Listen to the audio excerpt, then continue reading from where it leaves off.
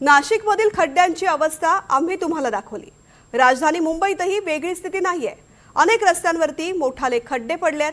Wadala RTO रोडवरती खड्ड्यांची नेमकी काय स्थिती आहे जाणून घेतलंय आमचा प्रतिनिधी ऋतिक गडकवारनं त्याच्या हटके स्टाईलनं।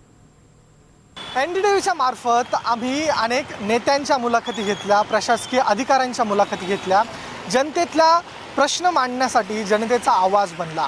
आज एनडीटीव्ही मराठी एक आगळीवेगळी मुलाखत घेणार आहे आणि ती म्हणजे हा वडाळा रोड आहे। या वडाळा रोडवरच्या खड्ड्यांची या ठिकाणी आपण बघतोय किती सारे खड्डे पडलेले आहेत आणि थोडे थिडके नाही तर एखादी बाईक या खड्ड्यांवरून जोरात गेली तर एखाद्याचा जीव देखील जाऊ शकतो।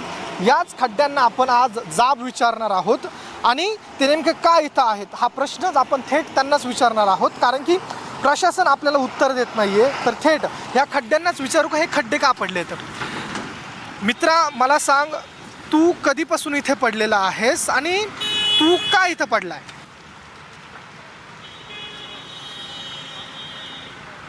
उत्तर देत नाहीये। खड्डा नंबर 1 आहे हा।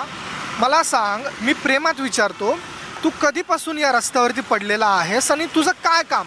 तुझ्यामुळं अनेकांना त्रास होतो हे तुला समजत नाही का? उत्तर देत नाही।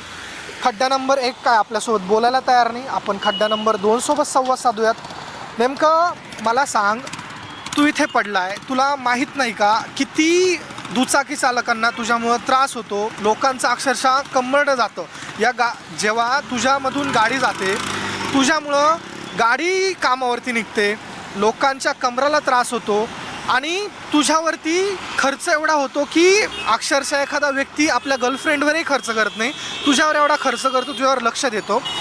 तुला लाज वाटत नाही का तू इथे आहेस?